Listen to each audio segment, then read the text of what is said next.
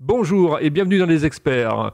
Aujourd'hui, je reçois Christophe Train. Il est entrepreneur spécialiste de la vidéo. Il a écrit un livre qui s'appelle Le marketing vidéo. On va en parler ensemble. C'est quelqu'un, effectivement, qui a le dynamisme en lui. Et je voulais l'avoir dans Les Experts. Bonjour Christophe. Bonjour Philippe, comment ça va? Impeccable. Alors, on commence par ton parcours. Oui. Alors mon parcours en fait c'est très simple façon de parler. Moi j'ai un parcours, j'ai été salarié pendant un certain nombre d'années. Je fais de la vidéo depuis, ceci dit, je fais de la vidéo depuis 30 ans environ. Donc quand j'étais salarié, je faisais ça entre guillemets à temps perdu quoi, parce que c'était un truc, enfin la vidéo c'est quelque chose en fait.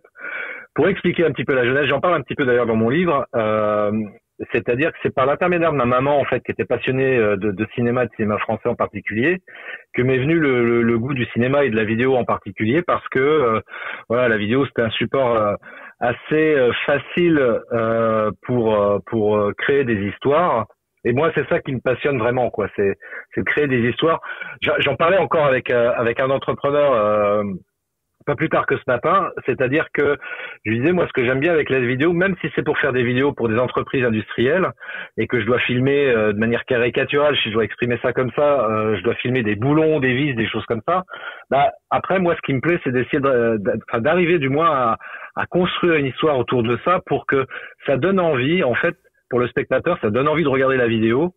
Et bien sûr, bah après moi j'ai fait aussi j'ai fait quelques courts-métrages de fiction également parce que c'était un domaine que je voulais explorer. Donc j'en ai fait plusieurs au cours de toutes ces années et puis j'aimerais bien en refaire d'ailleurs parce que j'aime bien c'est bien de pouvoir faire ce genre de choses aussi. Et donc depuis 2010-2011 suite à une situation bien spécifique, je me suis retrouvé à ne plus être salarié et je l'explique d'ailleurs aussi ça, je crois, dans mon livre. Mais du coup, je me suis mis en entrepreneur, donc je me suis mis à mon compte et pour proposer justement mes services pour faire de la réalisation vidéo pour les entreprises. Et depuis 2017-2018, je me suis orienté également vers de la formation pour faire de la formation sur la vidéo et sur le marketing vidéo plus précisément, parce que faire des vidéos c'est bien, mais quand on est entrepreneur, si on fait des vidéos juste pour se faire plaisir, c'est ok, mais en général on fait avant tout ça parce que ça nous permet d'avoir une visibilité accrue. Et donc là, à partir de là, il s'agit de mettre en place une vraie stratégie marketing et d'intégrer la vidéo dans sa stratégie marketing. Et c'est là où moi j'interviens justement pour former les gens sur la partie technique, mais également sur la partie marketing pour expliquer comment faire du marketing vidéo. Et depuis 2020, je me suis même orienté aussi pour faire une formation de coach, coach dans le sens où les entrepreneurs que j'accompagnais justement pour leur expliquer comment faire des vidéos, immanquablement, je les amenais à un moment donné, et surtout les indépendants, à passer face caméra. Et c'est là où on commence à voir des petites choses, des petits soucis perso qui commencent à émerger, tels que la peur de se filmer, la peur du regard des autres, le manque de confiance en soi, la prise de parole face caméra, enfin tout un tas de choses. Alors j'avais des petites astuces pour pallier à ça, mais finalement je me suis dit peut-être que le coaching pourrait m'aider pour aller un peu plus loin, pour pouvoir aider et accompagner encore beaucoup plus efficacement les entrepreneurs. Et donc j'ai suivi cette formation. C'est pour ça qu'aujourd'hui je suis donc formateur coach également en marketing vidéo plus précisément. Et donc ça me permet justement de pouvoir accompagner plus efficacement les entrepreneurs qui veulent mettre en place une vraie stratégie marketing. Et effectivement, là, cette année, en 2022, j'ai donc écrit ce livre aussi. Alors, est-ce que tu as des mentors, justement, qui t'ont donné envie de faire ce que tu fais aujourd'hui? Bah, des mentors, il y en a un extrêmement connu dans le milieu, qui est Tony Robbins, qui est un Américain, qui m'a beaucoup inspiré. Et puis il y a un autre que j'ai découvert aussi grâce à cette formation de coach, qui est David Lefrançois, parce que c'est auprès de son école, donc j'ai fait cette formation.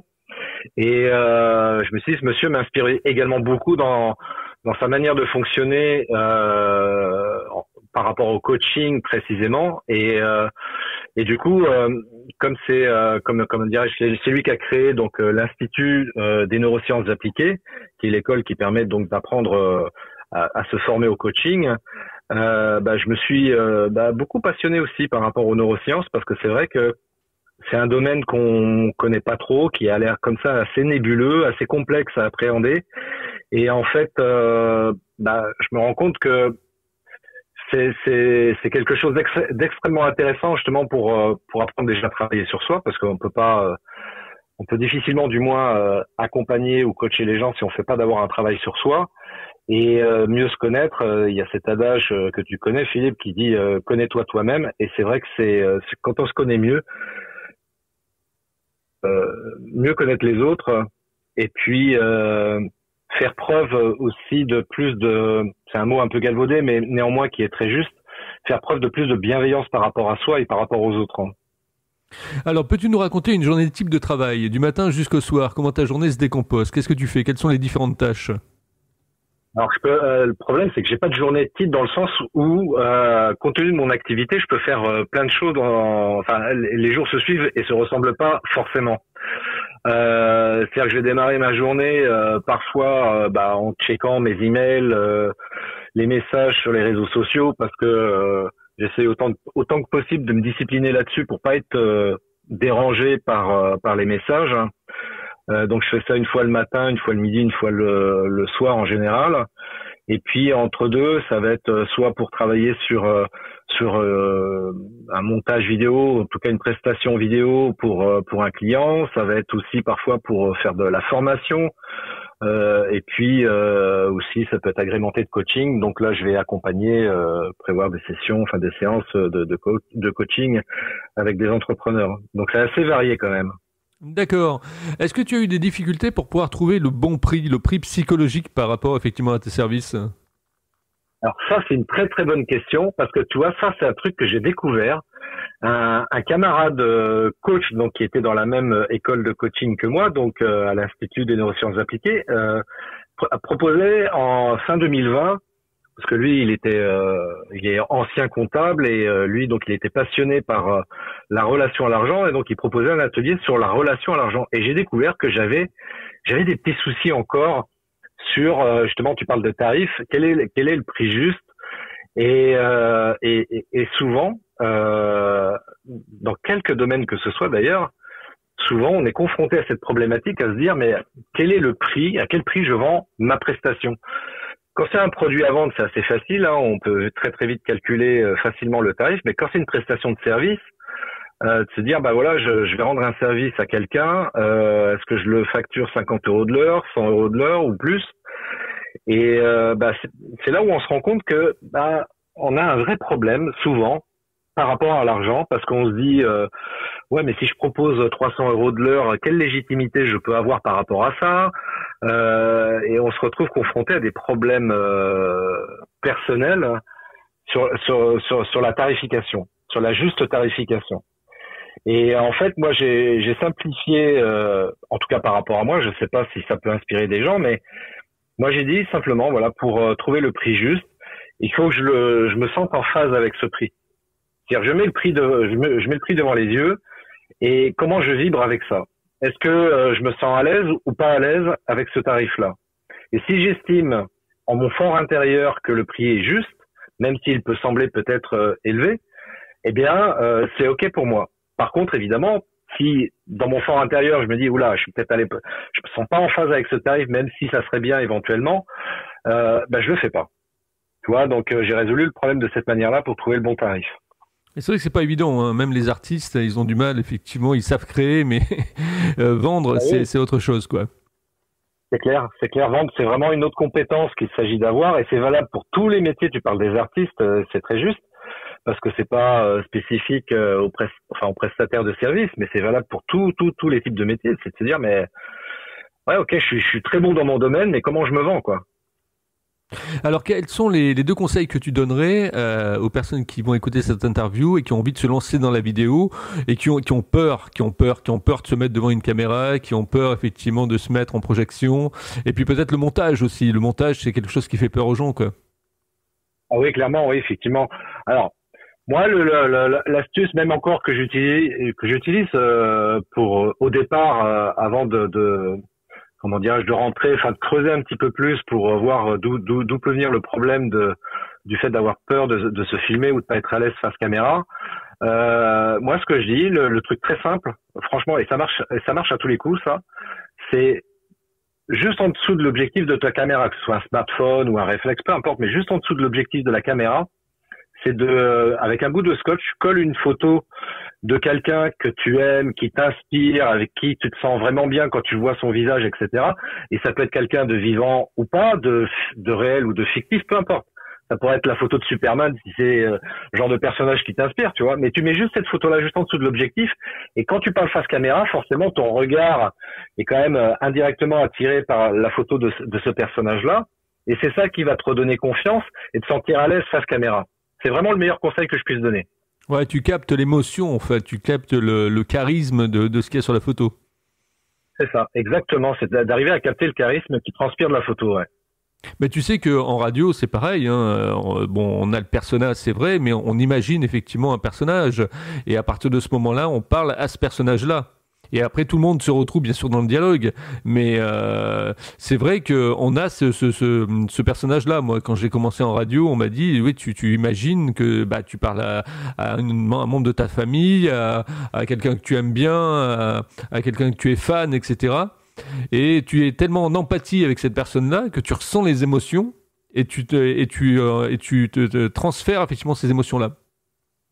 C'est ça, c'est exactement ça. C'est d'arriver à mettre un visage virtuel en t'imaginant. Et c'est ça qui va aider effectivement parce que ce soit au micro ou face caméra, le fait de visualiser une personne qui te donne confiance, avec qui tu te sens à l'aise, qui t'inspire, ben en définitive, tu vas oublier que, enfin, parce que c'est vrai qu'avec la vidéo, entre autres, mais avec la vidéo, forcément, on peut avoir cette pensée de se dire, ah ouais, attends, je fais une vidéo, je vais la publier sur YouTube, ça veut dire que potentiellement la planète entière peut voir ma vidéo, quoi. Et là, d'un coup, tu peux avoir un stress immense qui commence à apparaître, alors qu'à contrario, si tu dis, bah, je suis en train de parler à un ami, là, je parle à un ami, là. Et du coup, tu te sens vachement à l'aise et totalement détaché de cette perspective qu'éventuellement la planète entière peut voir ta vidéo. Donc, et là, tu te sens beaucoup plus à l'aise et avec beaucoup plus d'authenticité également à pouvoir t'exprimer comme ça face caméra. Et puis je pense que c'est un peu la même chose dans les lives. Moi, je t'ai connu par un live hein, sur LinkedIn où justement tu présentais l'intérêt de faire des lives et d'être naturel. Oui. Et ben, je pense que là, c'est le côté naturel aussi qui ressort. Ah ben oui, oui. Et c'est vrai que c'est assez drôle les lives parce que c'est en termes de communication, je considère que c'est vraiment le nec plus ultra pour booster sa visibilité, mais paradoxalement, c'est aussi l'exercice le plus compliqué parfois pour certains à faire parce que évidemment quand on fait du live, on est en direct et on se dit j'ai pas le droit à l'erreur. Et là, on est dans une certaine angoisse par rapport à ça, parce qu'on se dit j'espère qu'il va rien se passer de mal pendant le direct, que tout va être ok, que la technique va bien fonctionner, etc. Et pour autant, je trouve que c'est un exercice qui est génial parce que immanquablement, si tu veux être à l'aise face caméra en live, tu es obligé de te détacher de tout un tas de trucs qui peuvent venir te perturber et biaiser finalement l'efficacité et l'intérêt du live en question, quoi. Ouais, tout à fait, tout à fait. Alors, on va parler maintenant effectivement de ce livre, le marketing vidéo. Alors là, t'es passé carrément de l'autre côté. Alors, c'est vrai que je t'ai posé une question aussi, on n'a pas répondu pour les gens. C'est le montage, rapidement. Est-ce que c'est facile de faire du montage aujourd'hui? Alors, oui, très honnêtement, oui. Même si évidemment, il y a toujours l'apprentissage d'une part du logiciel que l'on va utiliser pour faire son montage vidéo, et puis il y a quand même des règles à connaître au niveau du montage vidéo. Donc, bon, il y en a pas des tonnes, mais il y a quand même quelques règles à connaître pour l'écriture du montage. Ça s'apprend assez vite. Et puis après, ce qui va évidemment faire la différence aussi, c'est la créativité que l'on peut avoir chacun d'entre nous. Donc, parce que moi j'ai vu des gens qui démarraient de zéro, mais qui avaient une créativité de fou et qui arrivaient à faire des montages vidéo absolument incroyables, quoi. Donc c'est ça après qui fera la différence.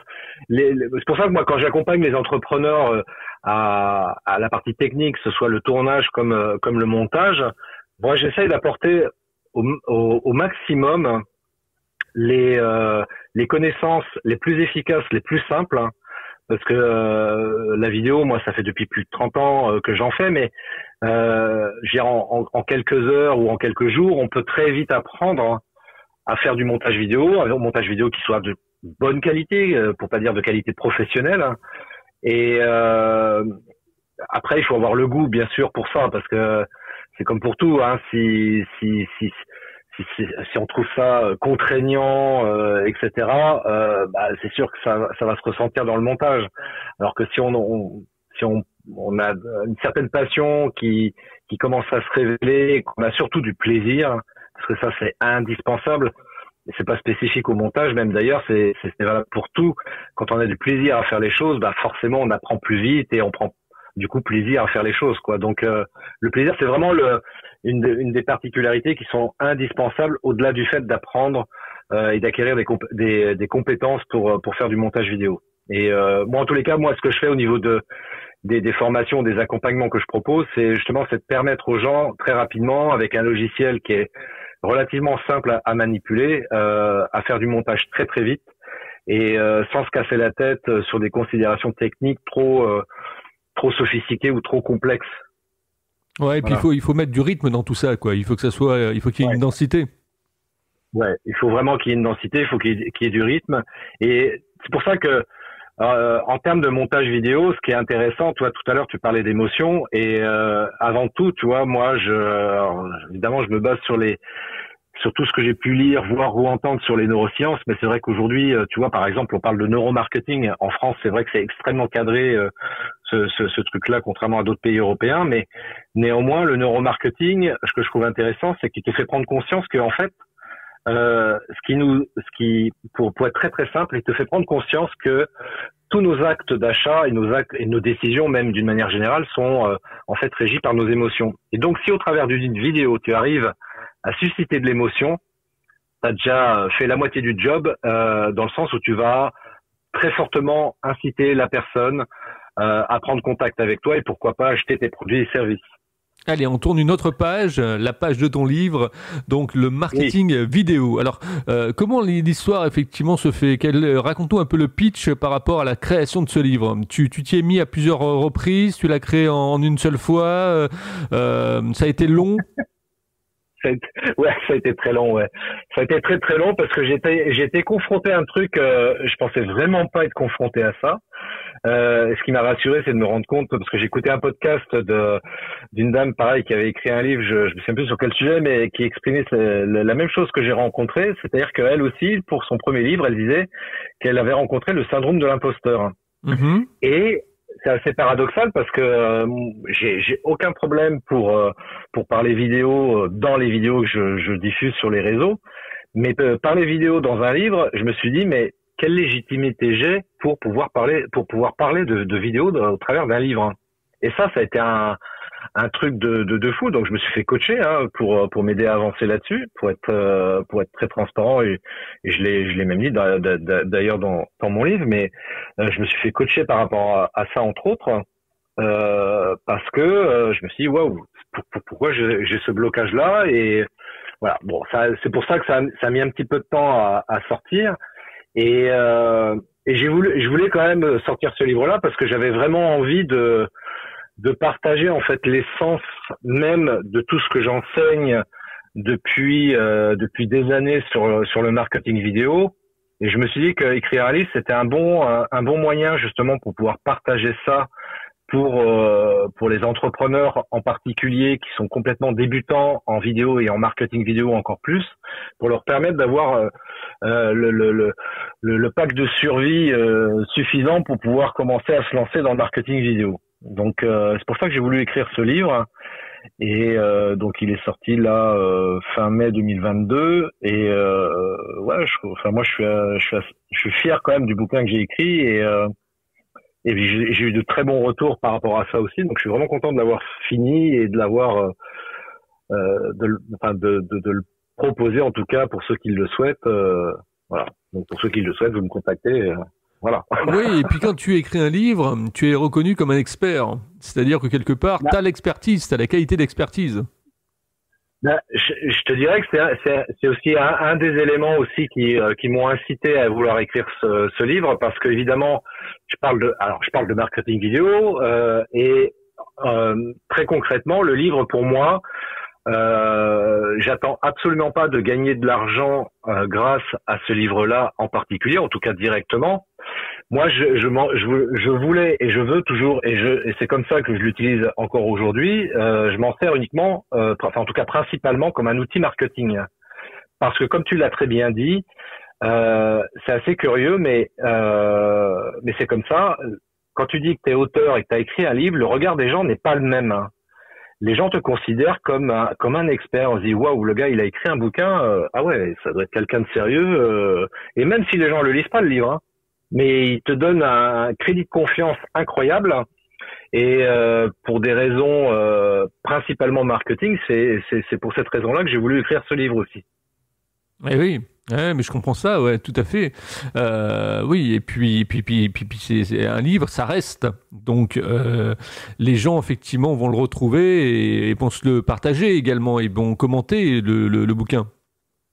Ah mais clairement, oui. Et puis un livre, ça reste effectivement parce que il est enregistré en plus, je sais plus comment ça s'appelle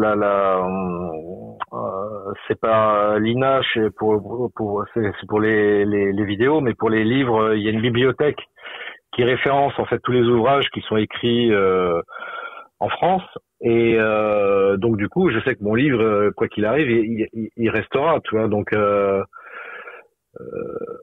et puis c'est un très bon support aussi pour moi, tu vois, pour finalement, tu vois, ça me sert aussi de on parlait de vente tout à l'heure, tu vois, en termes de vente, qui est aussi une compétence absolument importante à acquérir. Et justement, le livre est pour moi aussi un outil d'aide à la vente, justement, parce que quand je fais des formations maintenant ou des accompagnements, bah, je dis aux gens, bah tiens, je vous offre mon livre, ce sera un bon support sur lequel vous pourrez revenir dessus pour voir certains points qu'on a pu aborder ensemble, et peut-être qu'il y en a certains qu'on n'a pas abordés que vous allez trouver dans mon livre tout aussi intéressant à découvrir et à expérimenter.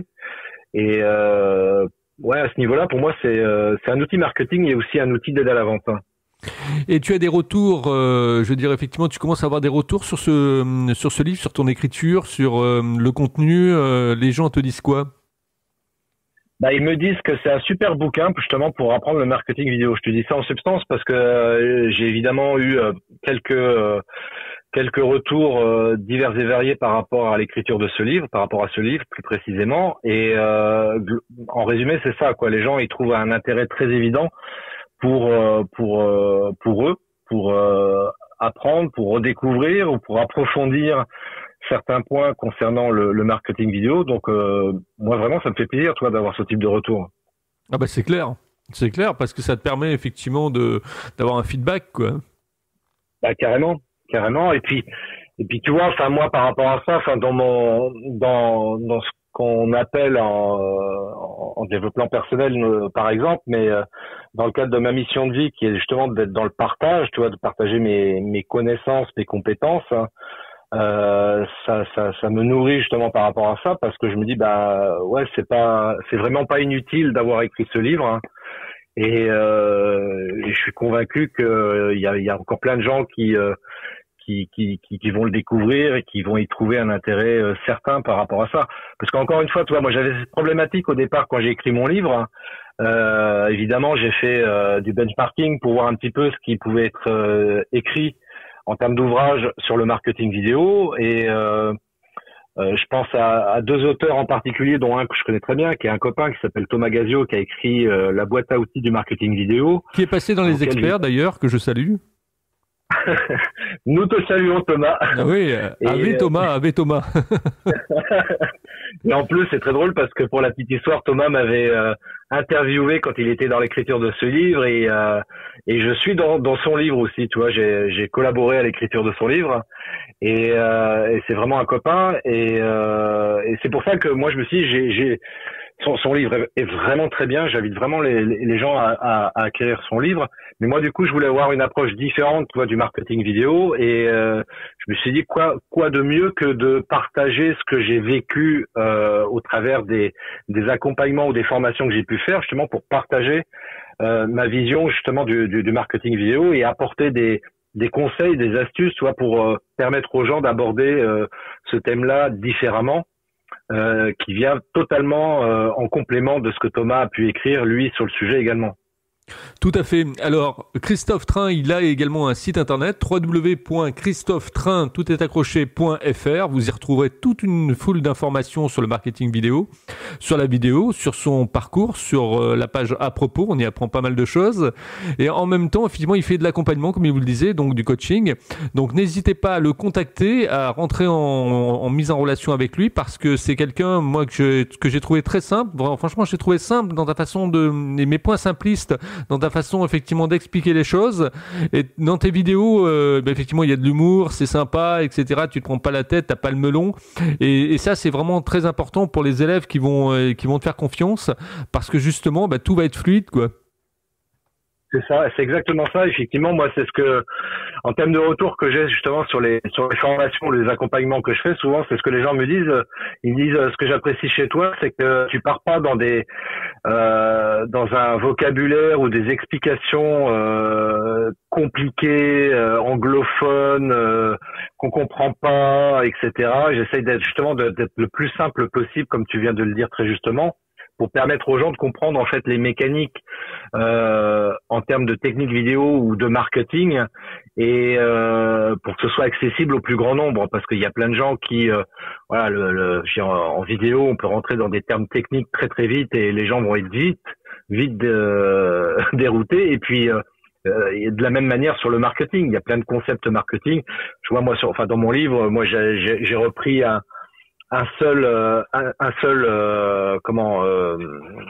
une seule matrice marketing qui pour moi est vraiment fait partie des bases à connaître en marketing, et je me suis arrêté là et j'ai essayé autant que possible pareil de simplifier au maximum le discours là-dessus pour que les gens comprennent comment ça fonctionne, pour qu'ils puissent eux l'adapter ensuite à leur business.